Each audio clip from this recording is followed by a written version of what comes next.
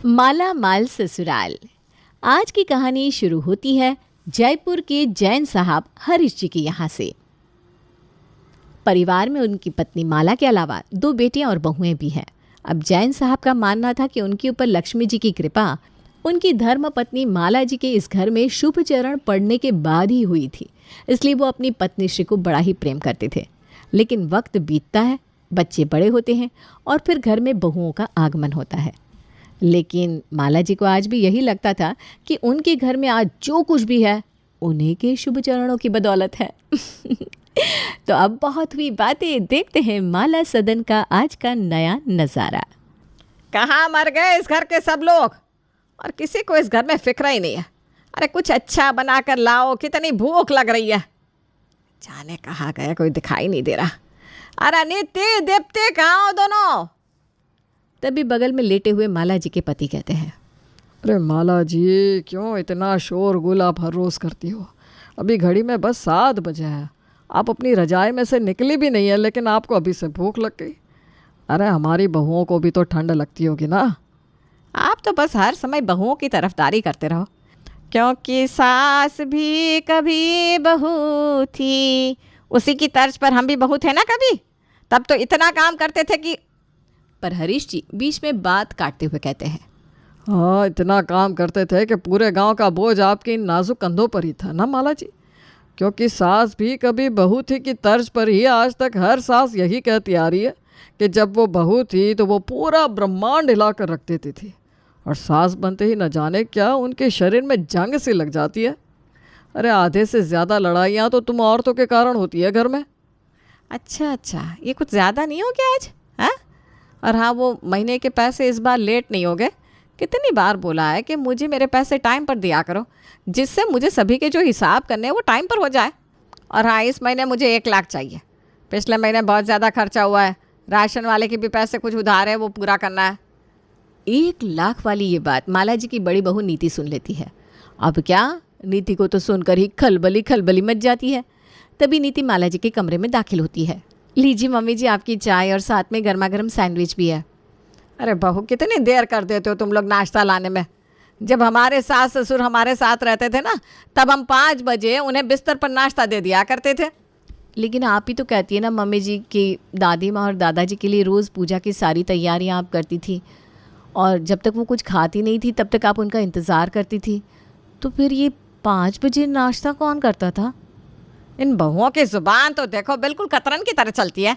अरे कभी कभार कोई बात मुंह से निकल भी जाती है, कभी ज़ुबान फिसल भी जाती है, लेकिन ये तो एकदम तैयार बैठी है दोनों की दोनों। इनका बस चले ना तो ये मेरे मुंह में हाथ डालकर ज़ुबान बाहर खींच ले। अरे तभी तो कहता हूँ माला जी, थोड़ा कम बोला कीजिए तो ज़ुबान कम फिसलेगी।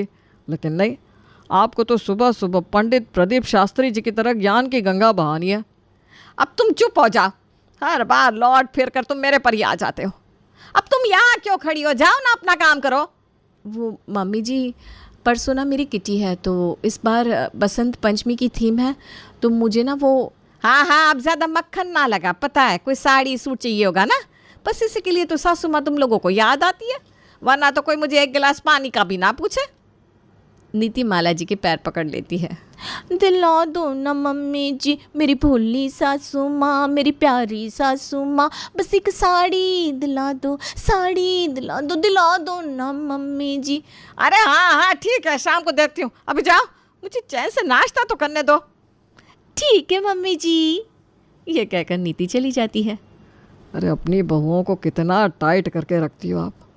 अब वो ज़माने गए माला जी जब सास बहुओं पर रौब जमाती थी। अब तो सास और बहू दोस्त बनकर रहती हैं। अरे आपको कुछ पता भी है क्या? हाँ, देखिए, 2 बातें ना हमेशा याद रखनी चाहिए। एक, हमेशा पैसे पर कब्जा करके रखो।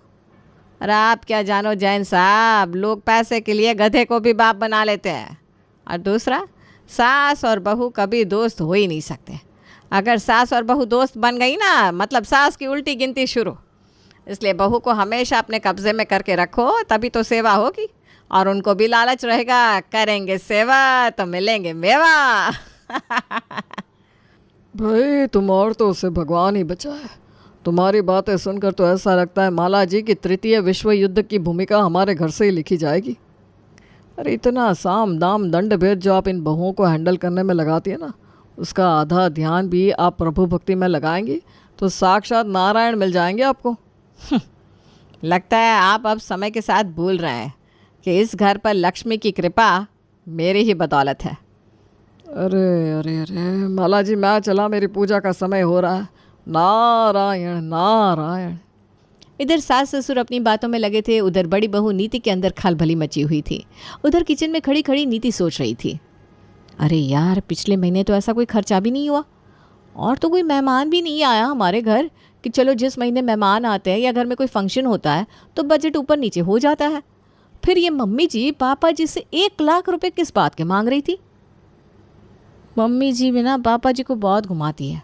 बाप रे बाप, 1 लाख रुपए क्या करेंगी मम्मी जी।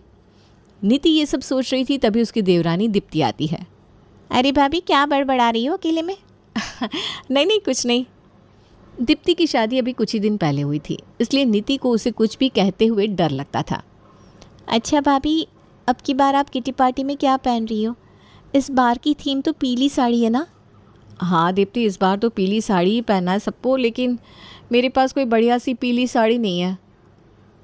लगाई तो है हाई कोर्ट में पिटीशन, आज देखते हैं क्या वर्डिक्ट आता है। क्या मतलब भाभी, मैं समझी नहीं।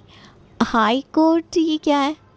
अरे दीप्ति, अब तुम इस घर में नहीं हो, लेकिन इतना तो समझ ही गई होगी कि यहाँ हुक्म किसका चलता है। हाँ भाभी, कुछ कुछ तो समझती हूँ, लेकिन ये मम्मी जी हमेशा इतना हुक्म टाइप क्यों चलाती हैं? अरे अब क्या ही बताऊँ बहन, कुछ पूछ मत। धीरे धीरे तू भी सब समझ जाएगी तो ऐसे सवाल नहीं करेगी। अच्छा भाभी, पीली साड़ी तो मुझे भी लेनी है। आज ही मैं देवेश से पैसे ले लेती हूँ, फिर हम कल चलेंगे मार्केट। अरे मेरी भोली देवरानी, तुझे लगता है कि अभी तक देवर जी ने इस घर की सारी नीतियाँ बताई नहीं है? क्या मतलब भाभी? अच्छा तू एक काम कर, आज ना देवर जी से साड़ी के लिए बोलना, फिर कल हम यहीं इसी वक्त ये बात डिस्कस करेंगे। रात को ही दीप्ति देवेश से पीली साड़ी के लिए कहती है।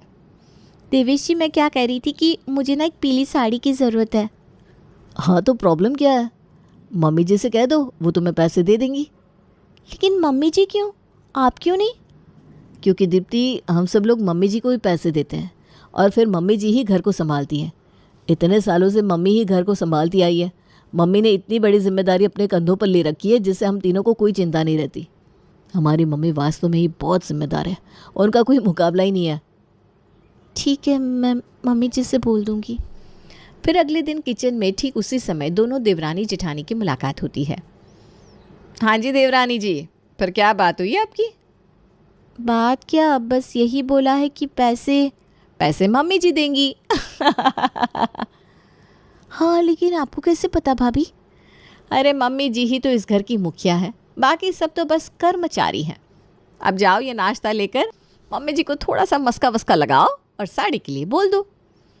दीप्ति माला जी के लिए नाश्ता लेकर जाती है।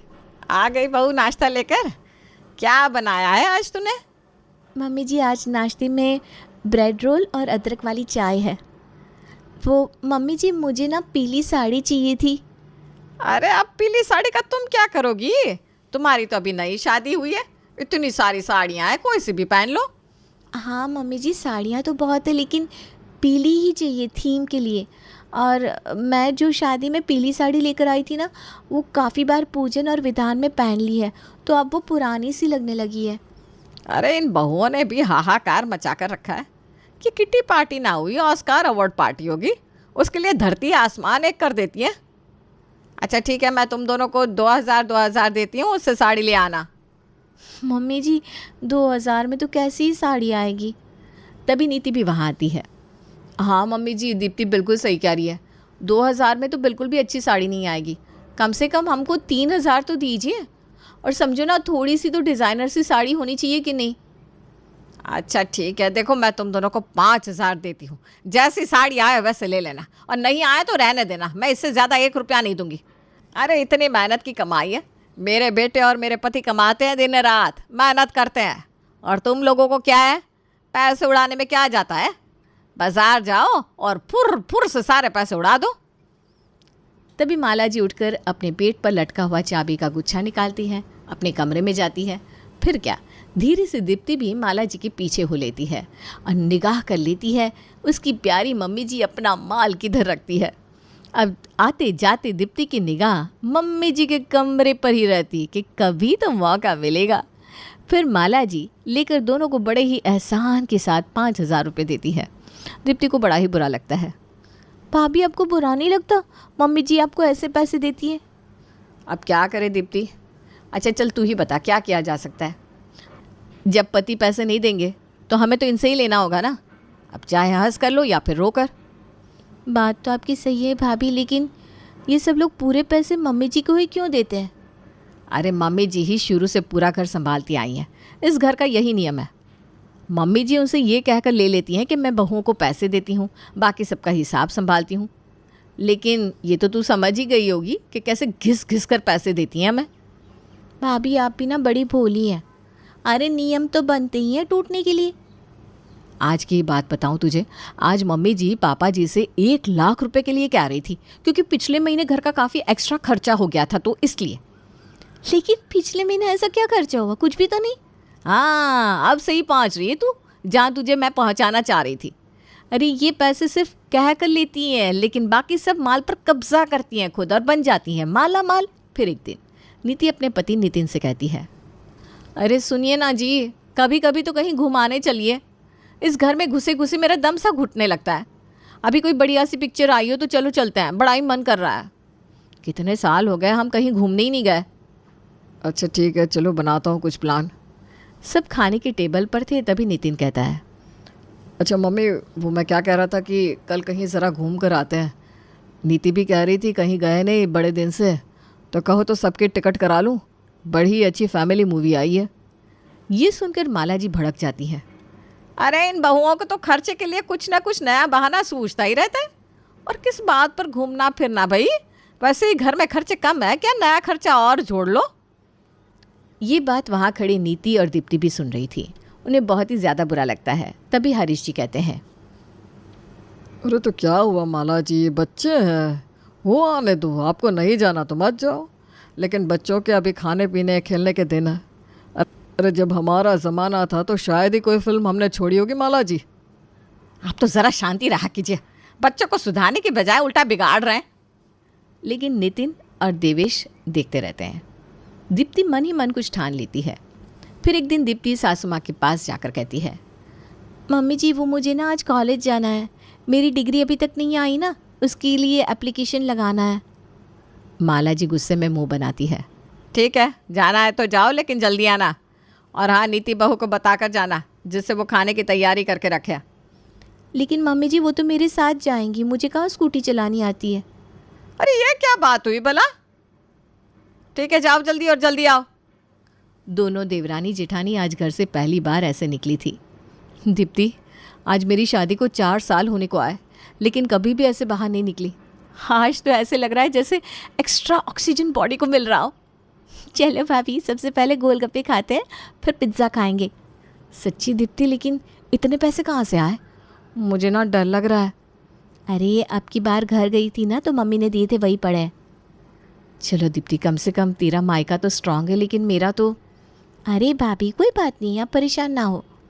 फिर दोनों देवरानी जेठानी बड़ी ही मस्ती से घूमती हैं और समय से घर भी पहुंच जाती हैं। लेकिन ये क्या, यहाँ तो पड़ोसन निर्मला जी पहले ही कुंडली मारे बैठी हुई थी। आ गई दोनों बहुरानियाँ। इन दोनों की जोड़ी तो मुझे जैसे सीता गीता की जोड़ी लगती है। वो आई बहू तुम दोनों। और गोलगप्पे कैसे थे गुप्ता जी के? ये सुनकर दीप्ति और नीति की हालत जैसे काटो तो खून नहीं हो गई। निर्मला जी के सामने तो माला जी कुछ नहीं बोली, लेकिन उनके जाने के बाद उन्होंने जो तांडव घर में किया उससे दोनों बहुओं की रूह कांप गई। दरअसल निर्मला जी ने उन दोनों को बाजार में गोलगप्पे खाते हुए देख लिया था और ये देखकर उनके पेट में इतनी जोर का दर्द हुआ कि बिना अपने घर जाए सीधा माला जी के घर चली आई। जब पूरी बात बता दी तब कहीं जाकर उनका दर्द शांत हुआ। अब दीप्ति ने सोच लिया था कि कभी कोई मौका तो उससे भी मिलेगा। बस यही हुआ, भगवान के घर देर है अंधेर नहीं। फिर एक दिन, चलो आज घर में कोई नहीं है, बड़ी बहू भी बाजार गई है और छोटी बहू ऊपर आराम कर रही है, बाकी के सब भी दुकान गए। आज अच्छा मौका मिला है अपने माल को गिनने का। आज देखते हैं माला कितनी माला माल है। बड़े ही दिन हो गए अपना माल नहीं गिना।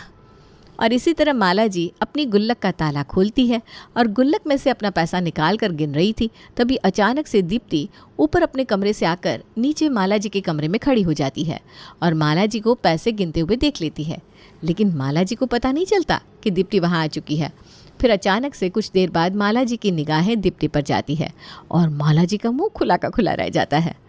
क्या क्या क्या क्या कर रही हो यहाँ? है तुम तो ऊपर सो रही थी ना?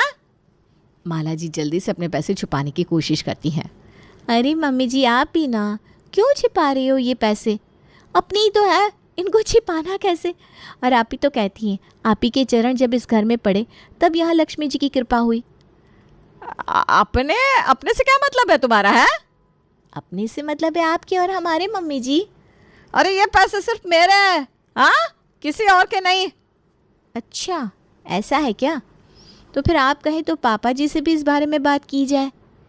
देख लीजिए मम्मी जी, इतने सालों की बनाई हुई आपकी इमेज कहीं आपके पति और अपने बेटों के सामने नहीं नहीं नहीं नहीं मम्मी जी, मुझे अच्छा नहीं लगेगा ऐसे। और तो और इतने पैसे हैं, कम से कम 5 लाख तो होंगे ही मम्मी जी। आपके जीवन की गाढ़ी कमाई आपको ये वापस भी करने पड़ेंगे। अरे पूरे 7.5 लाख है। तब तक लगे हाथ नीति भी वहाँ आ जाती है। वो भी इतने सारे पैसे देखकर भौंचक्के रह जाती है। इतने सारे पैसे किसके हैं और ये मम्मी जी के पास कहाँ से आए? धीरे बोलो भाभी, दीवारों के भी कान होते हैं। और ये पैसे अब हम तीनों के हैं, ये खुद मम्मी जी ने कहा है मुझसे। अब क्या, वो कहते हैं टाइम सबका आता है। पहले माला जी का था, अब बहुओं का। अब बहुएं पूरे मज़े से घर पर रहती, बाहर घूमती और क्या मजाल कि माला जी अब उफ भी कर दें। एक डेमो ये भी देख ही लो आप। सभी खाना खा रहे हैं तभी दीप्ति कहती है, पापा जी हमने प्लान किया है कि इस बार हम सर्दियों में शिमला की बर्फ़ देखने चल रहे हैं। आपको कोई प्रॉब्लम तो नहीं है ना? अरे भाई मुझे कभी कोई प्रॉब्लम हुई है क्या भला? अपने मम्मी जी से पूछ लो। दीप्ति माला की तरफ देखती है। मम्मी जी आप बताओ, कोई प्रॉब्लम है क्या आपको? अब नहीं तो मुझे कहाँ कोई परेशानी है, इसी बहाने हम भी घूम आएंगे। अब तो जैन साहब के घर की गाड़ी बड़ी ही स्मूथ चल रही थी।